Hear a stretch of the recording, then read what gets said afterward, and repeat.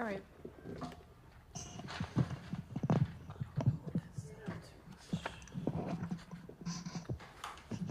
Okay, we can go on the record in the Zapata case. State of Wisconsin versus Kimberly Zapata, 22 CF 4307, appearances. Matthew Westfall appears for the state. Good afternoon. Kimberly Zapata appears in person and by counsel Dan Adams. Good afternoon. All right, good afternoon, everyone. Case is set for sentencing following a jury trial. For the record, the court is streaming live to Daycast. There was a request. I have received a sentencing memorandum from the defense. I did review that sentencing memorandum. It contained numerous letters of support for Ms. Zapata. I also reviewed those letters in addition to that memorandum. Is there anything else the parties, or I should say the parties submitted that the court should have reviewed in anticipation of today's sentencing? No, Judge. And I'll just confirm for the record, there are no victim notification issues in this case. Correct.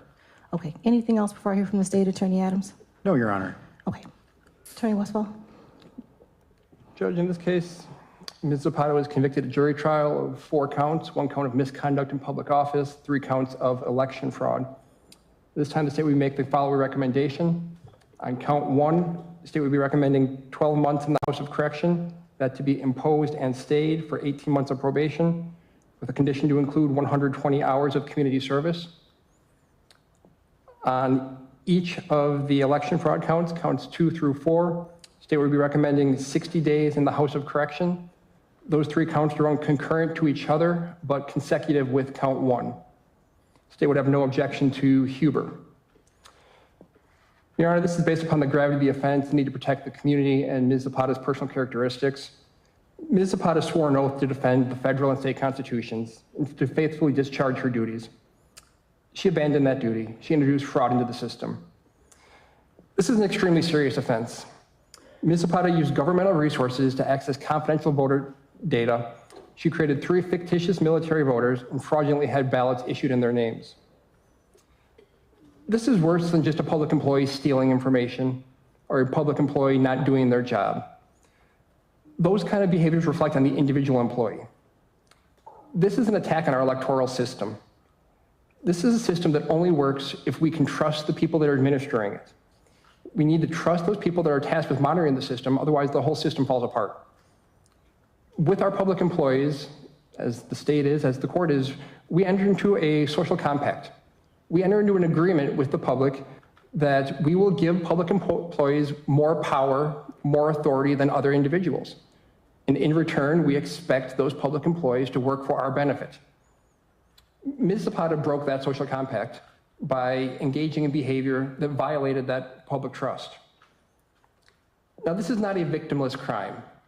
This is a crime that caused tremendous harm to our community and to our democratic systems. This reduces confidence in our elections. This brings increased criticism upon our elections commission. This is all aggravated by the fact that the current climate surrounding election integrity is frankly very poor. For the past at least 4 years, there have been constant accusations of fraud. There's been complaints about the system, about those individuals that are running and monitoring the system. We've seen threats in the workplace. We've seen misinformation, disinformation, accusations of misconduct. And that's all prior to Ms. Zapata's actions. And now she comes and introduces more disinformation, more misinformation, more fraud. So she's exacerbating the situation. She's helping to create this false narrative that there is pervasive fraud throughout our system. Now, this is serious. This is not something that we can just put off as, well, she was trying to raise attention to an issue. This is putting out information about our elections that is false. We've already seen that false information regarding elections can have serious consequences. Accusations of election fraud have literally led to violence and a violent insurrection in Washington, D.C. That's kind of the behavior we're looking at here on the spectrum. That's where we end up when we have people that are violating their duties and that are putting forth this false information. Ms. Zapata is essentially fanning the flames of the conspiracy theorists. She's fanning the flames about stolen voting She's fanning the flames about fraud, and that's creating significant harm to our community. Now, Ms. Zapata did tell us that this was to draw attention to legitimate issues. Now, is there a loophole with the military electoral ballot system? There may be. However, I think it's very important to point this out. Ms. Zapata sent out these 3 false ballots and was caught. That means the system worked. The system caught the criminal that was committing the crime. And that's what we ask of our system. Now, in her sentencing memorandum, Ms. Zapata mentions many different ways she's already suffered for this offense. Her loss of her career, her pension, her job security. Those are not punishments for the crime. Those are the necessary consequences of her actions. She can't commit fraud against her job and then expect to keep her job. Yes, she has a felony conviction, but that's not the punishment being issued against her. That's what happens when you commit a felony. Now, there is here a significant need to protect our community. A public servant is just that. They are meant to serve the public, to serve the community. We hold them to a higher standard than we do other individuals because of the incredible authority that we give to them. Ms. Zapata responded to that position of trust by engaging in fraud. This harms our city, this harms our community, this harms the general ability of people to trust the governance from our city. This was not a matter of her being negligent, of her fudging paperwork or entering some false information on just paperwork. This was a knowing and calculated fraud. This was something she knew what she was doing. She was specifically trained in absentee balloting, and she chose to commit the crime. So we need both a specific and general deterrence in any sentence. Specifically, to deter Ms. Zapata, I don't think she's going to do this again, but there needs to be the message of general deterrence. That here is, in the state's opinion, one of the most important things we can do is send that message to our community that public officials do not get a pass, that they will be held accountable for their actions, that we give them the power to protect our community, and we expect them to follow through with that power. We also must make sure that this general deterrence message is deterring others. A lack of punishment for this crime would basically send the message that it's open season to commit electoral fraud. That is not a message that we can send to our community. Now, as to Ms. Zapata's personal characteristics, she has no prior criminal history, and has pro-social characteristics. I did review the letters that she received from multiple individuals. Seems she is well-liked, and I have nothing to dispute that. I would dispute that she's accepted responsibility. No, she has not. She has admitted to her conduct, but admitting to your conduct is not the same as accepting responsibility for that conduct. Accepting responsibility means that you are accepting the wrongfulness of the act. She still does not accept that her act was wrong. She claims she was acting as a whistleblower, trying to bring attention to the flaw. She's trying to justify her behavior. That's not accepting responsibility for your behavior. Claiming to want to bring attention to the issue, and yet there was multiple legitimate avenues she could have followed. She followed none of them. She chose to betray her oath instead. Our society can't tolerate that someone's going to break the law when there's multiple legitimate legal avenues for them to follow through. So in the end, Your Honor, in crafting a sentence, we need to look at all the different factors as listed in Galleon. We need to, in the state's opinion, have both a component of giving back to the community and a component of punishment to this sentence. Giving back to the community, that would be seen through the imposed and stayed time with community service. It's my strong opinion that in any violation of the public trust, that the individual that violated that trust needs to give back.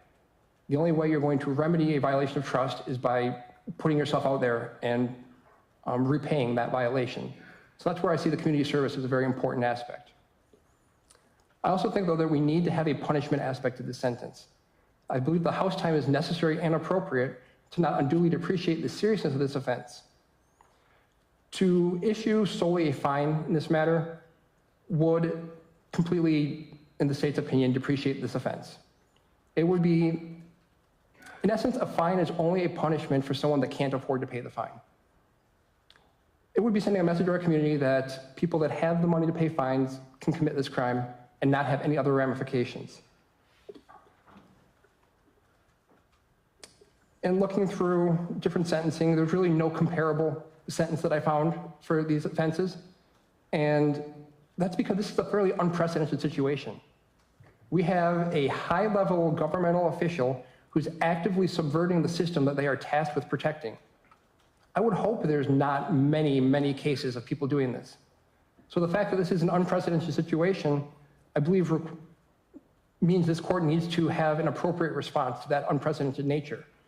And that appropriate response is to ensure our community realizes and sees this will be taken seriously. There will be serious consequences when you are actively engaging in fraud against the system you are designed to protect. You know, we hold our public servants to this higher standard. They set examples for people. They sacrifice their personal benefits for the good of others. The legitimacy of our public institutions is crucial for building peaceful and inclusive societies. Public trust in our public servants is integral to building up our society. We need confidence and faith in our public employees, in our electoral system. Ms. Zapata, she damaged that trust. She damaged the faith of our community, and there needs to be consequences. So state would be requesting the imposed sentence on count 1 and the House sentence on counts 2 through 4. Thank you. Okay, thank you. Tony Adams? Thank you, Judge. And again, we've made most of our argument in our written materials, and so I don't want to belabor that. And Your Honor is an expert in the facts of this case, given you presided over the entire trial and heard my client's statement, which was made to Mr. Westfall and the investigators some few days after her maybe 10 to 15 minute lapse in judgment around 5:50 a.m. on October 25, 2022. I take specific issue with the state's request for jail in this matter. Your Honor, my client was not subverting the system. She was not spreading misinformation. She was not exacerbating conspiracies, and she wasn't committing fraud in this case. There is, and I just think there's a fundamental misunderstanding here from the state's point of view, and it's because the misunderstanding is because there's a paradox in the conduct. The paradox is that my client, being such a stickler for rules and procedure and fairness and equality in the electoral system, sought to, I call it whistleblowing, but just point a lantern at what she saw as something that was not a fair aspect, a very small flaw, but a flaw indeed in this ballot request issue. It wasn't misinformation because it's completely true. But there's that paradox here. She stepped out of the rules to try to draw attention to a gap in the rules. And that's hard, I think, if you are a rule-bound person to wrap your mind around. But because it's nuanced and it's not a perfect way of going about things. My client knows that she made a mistake and made a rash error. I think context is important. My client is, the first person in her family to go to college. She did really well. She's a single mom. She was, essentially a line city worker for a long time. And then in July of 2022, was promoted into this managerial position. That created stress on top of her personal life of being a single mother in this community. You add to that this lifelong issue of being neurodivergent. This was really actually a big part of this case. But because of the rules regarding mental health being an issue not for the jury, but really a mitigating issue, that wasn't discussed at trial. But this is a big part of this, is my clients, and we described it through witnesses like Claire Woodall and others, as she's being very focused, almost obsessive on issues, because we didn't want to say what the truth was, which is she's autistic. And part of that neurodivergent personality is she gets really fixated on things. So when we say, well, why would anybody do this? Why would anybody wake up in the middle of the night, sit and mull on this issue at work, and sit down on their laptop and do this fairly silly thing? Well, I think that's a real explaining element that hasn't been discussed yet. But I hope Your Honor will take that into consideration as part of her character. She has taken responsibility. She took responsibility very early on when she was told, hey, this is actually, this type of conduct is criminal. She was told that by Claire Woodall, her boss. And she immediately went out and found an attorney without a proffer, without any deal or anything, came in, without Miranda being read, she made a full statement. And that full statement was what the state relied upon in their case in chief. And frankly, after that full statement was made, the investigation stopped. The government today says the system worked because they caught the criminal. They didn't catch the criminal. The criminal in their mind turned herself in and took responsibility as quickly as she possibly could. The trial that we had, Your Honor, there were no contested facts. It was merely the application of the law to what occurred. The state's own primary witness, Investigator Meverden, agreed with me that Ms. Zapata's version of what happened was unassailable, essentially. There was no alternative set of facts. Regarding a trial, I had to look at this. Only 2.3% of felonies in the state of Wisconsin last year went to trial. Combined with misdemeanors, 1.45% of cases went to trial. We used to have an active Sixth Amendment right in this state. The fact that she decided, she trusted in me to present her view of this to trial, I don't think should be held against her in any way. I'm glad the prosecutor believes that specific deterrence is not a big issue in your sentence. Ms. Zapata never broke rules. Actually, she was the opposite, a very strict rule follower. She's never been in trouble with the law. She's never had police contact before she was 46 years old. She will not again. So specific deterrence is not an issue. But I do have a strong divergence in the view of general deterrence in this case. Because when you think about who is being deterred, I think the court would consider, well, who is the class of people who might be doing what Kimberly Zapata did? And from my point of view, would that be another election clerk? Because they will have learned about this case in Wisconsin. Is it some type of activist who wants this loophole change? Well, they should know at this point the whistle has been blown. There's no reason to do that. And so I think the prosecutor now wants you to consider the would-be bad actors, the type of people who storm the Capitol. I take great umbrage at lumping my client in with those people. They couldn't be further of different classes of mindset about this country. We can never control what bad actors will do. But what my client wanted to do was close that hole so that bad actors would not have access to it in future elections. And by the way, if an enemy, foreign or domestic, wants to exploit this loophole, they would have known about it anyway, or they would have found it. They're not, the broadcasting of these charges, which were brought by the state, doesn't then become a crime in itself or an aggravating factor in itself. And we don't have to take my word for it. Regarding this flaw, I submitted to Your Honor some news stories about 2003 Assembly Bill 299. It was a bipartisan bill that was in the legislature this last term. It was put forward by a Republican in Two Rivers, but there were Milwaukee area Democrats who met on that bill and agreed down the line.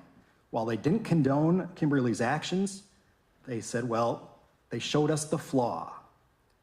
Then Senator Lena Taylor said, I don't condone this, but the flaw was shown, and as a result, it's our desire to figure out what can be done.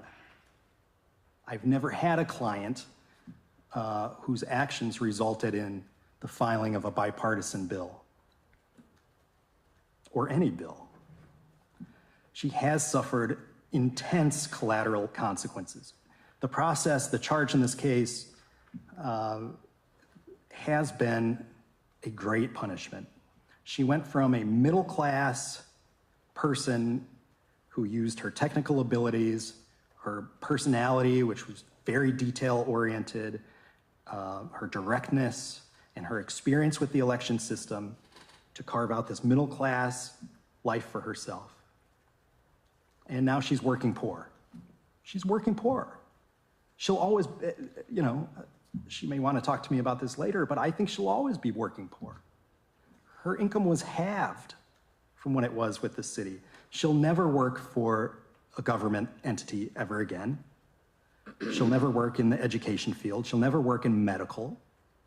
And so what she's left with to apply her skills to are these kind of lower level jobs. We have in this country a tradition of nonviolent, whether you call it civil disobedience or whistleblowing, disruptive protests, conscientious objectors, whatever, and again, her conduct doesn't fit into any of those boxes perfectly, but they're always seen in the same way by the government, as rule breakers and criminals. And it's only later with time that we realize that these people were right. They were exposing truth. They were speaking their truth.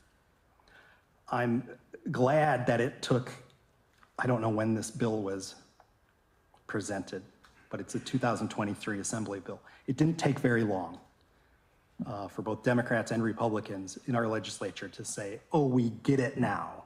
This is an acute problem. This is a flaw that needs to be fixed. She wasn't going to cast any votes. She didn't steal anybody's identity. There were no victims in this case. To send this woman to jail for this amorphous question of general deterrence of some class of people who may be deterred, I think would be truly wrong and unjust. So, Your Honor, we're asking that the penalty, and again, in addition to being a lifelong felon, which is a terrible stigma for someone in their 40s who's been law-abiding their whole life, would be for this fine, which again, as a working poor person at this point, will be substantial. Thank you. Ms. Zapata, do you have anything you'd like to say to address the court? Yes. Go ahead, just pull that microphone over to make sure we can hear you whenever you're ready. Can you hear me? I can. Okay. Your Honor, I regret my actions on October 25th, 2022, which stemmed from a complete emotional breakdown.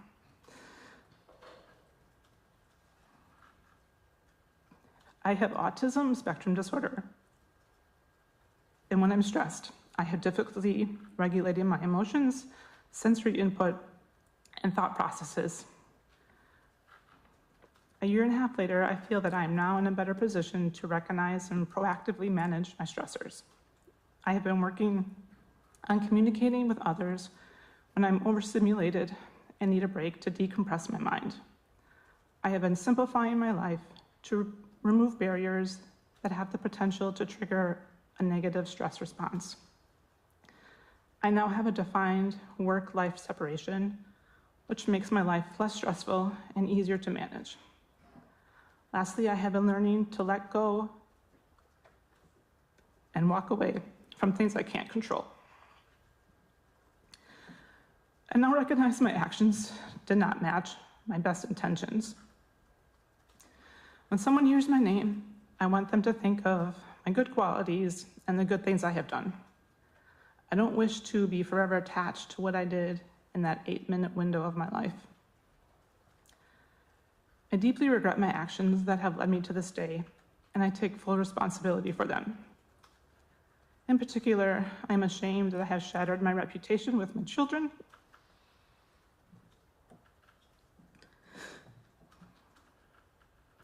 because I have always emphasized taking responsibility and maintaining integrity in all things you do in life.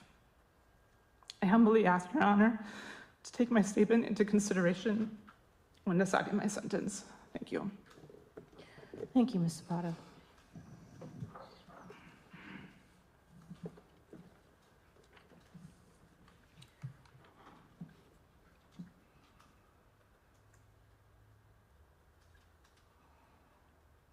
It's a difficult case that's before the court.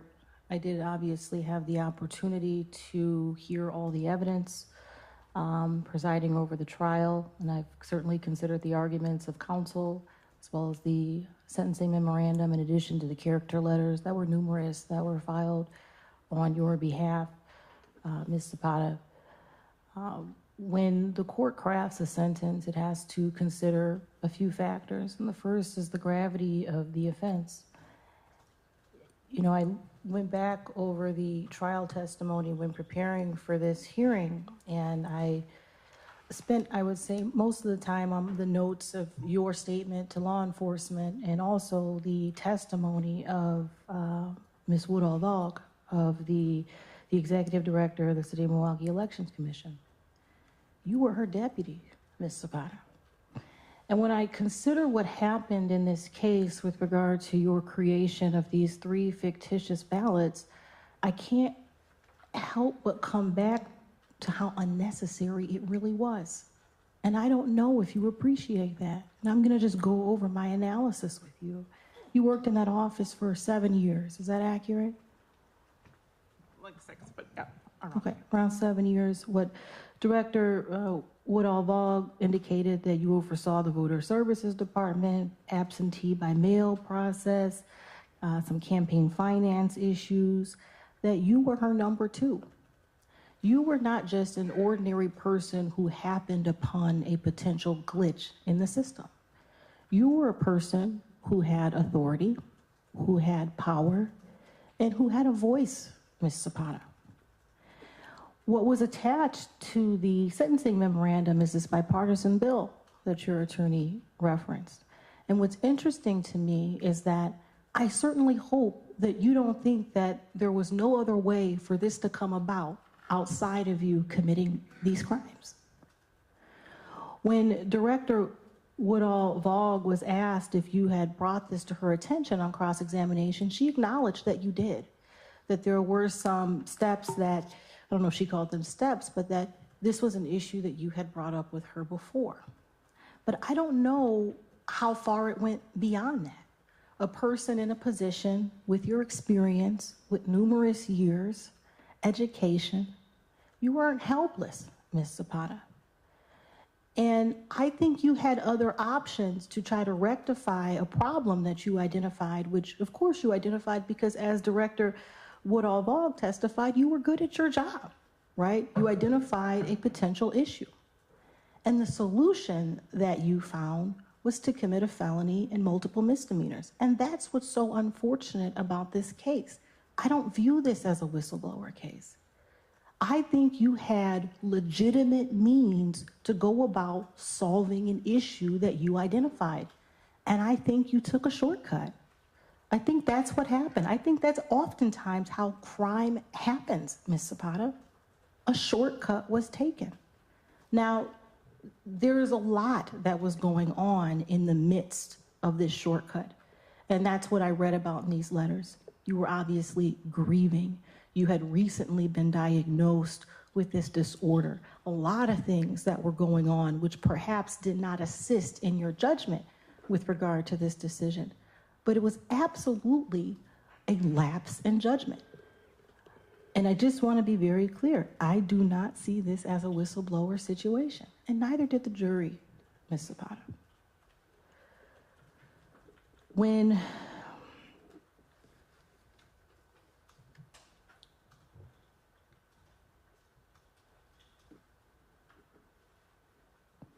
I look at the testimony regarding you being, I think the word that Director Woodall used was hypervigilant.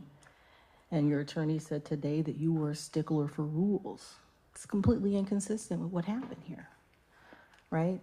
That's why for me it's somewhat astounding that we're here, especially when you consider your lack of record, your long-standing work history with various positions in the city that were also testified about during the trial.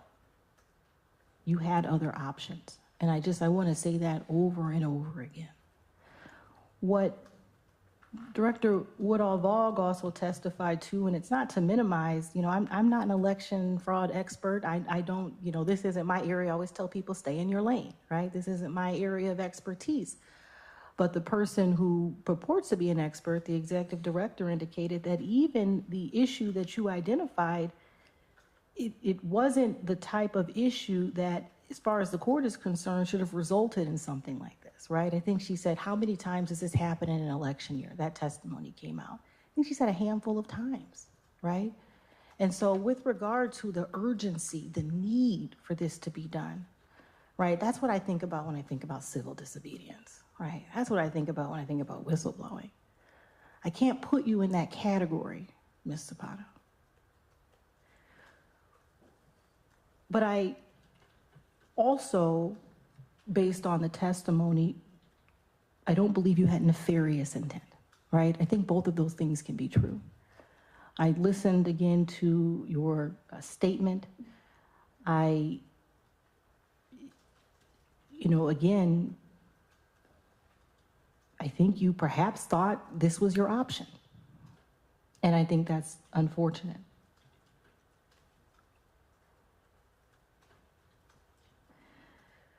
The state referenced the climate around election fraud, and the tensions are high.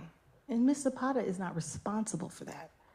She did contribute to it, but you're not responsible for the high tensions surrounding ballots and absentee ballots. Your actions didn't help, Ms. Zapata, but I'm cautious not to attribute more responsibility to you than I should, right? I think there are a lot of people in our community across the country that are probably contributing to that problem more than you did with this case.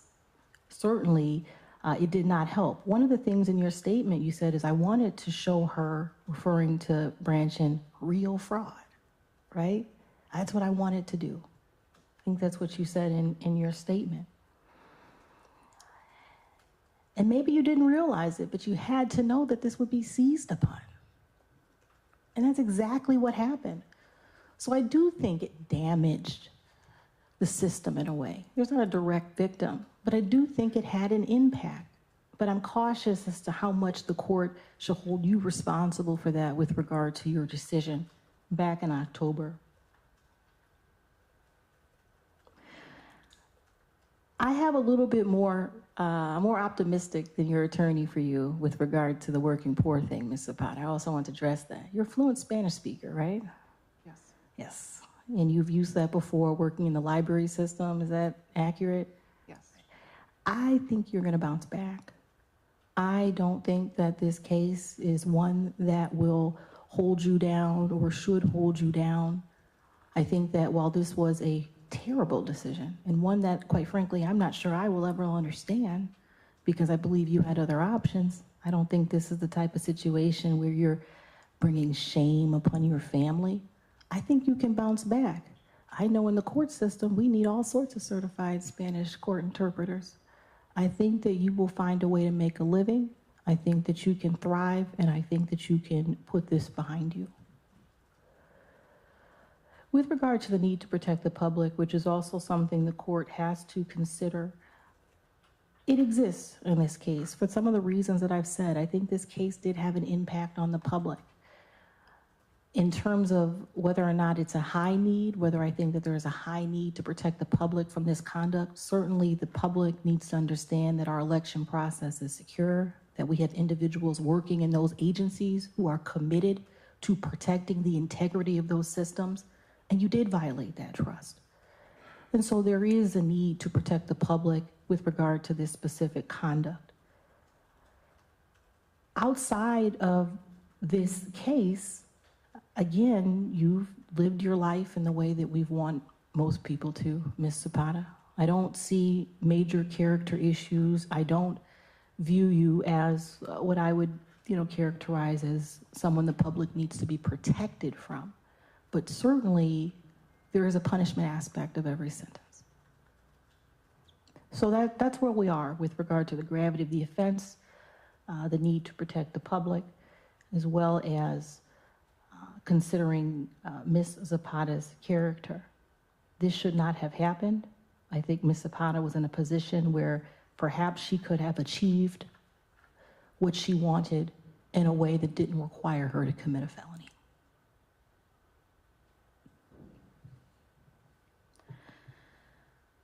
I've considered the state's recommendation in this case as well as the state's as well as the defense, which of course is the fine. They're worlds apart, of course. That's not unusual, the fine versus jail, as well as some probation. What I am going to do in this case is somewhat of a combination of the two.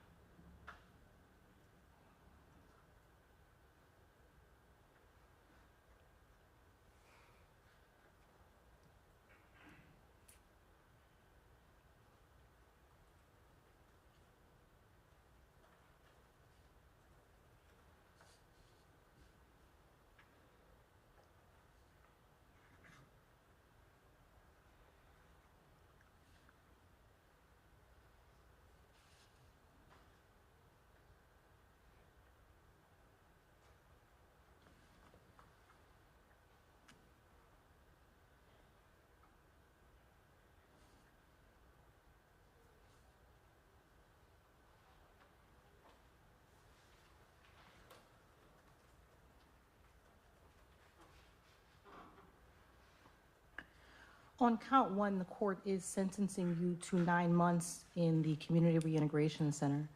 That sentence will be imposed and stayed for a period of 12 months of probation. As conditions of probation, the court is going to order that you attend any treatment and counseling programs determined necessary by your agent. I am not a psychologist. Once again, I stay in my lane, but there may be rehabilitative programs that are useful for you while on probation, and you should have access to them. The court is also going to order that you complete 120 hours of community service. I agree with the state. I think that is important in this type of case. On counts 2 through 4, the court's ordering a $1,000 fine on each count. I want to be clear, I'm not ordering any immediate jail time on this case. I don't believe the public needs to be immediately protected from you, Ms. Zapata. It's just against my judicial philosophy to send individuals to jail who I don't believe belong there. But if you're not able to figure things out on probation and continue to live your life the way you have been, that is hanging over your head. Do you understand that? Yes.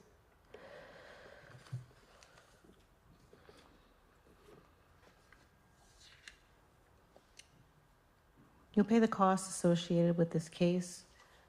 It'll be a condition of probation. Anything that is not paid by the conclusion of the term of probation will convert to a civil judgment. You have 48 hours to contact probation and parole to get set up. You have a week from today's date to get your DNA taken.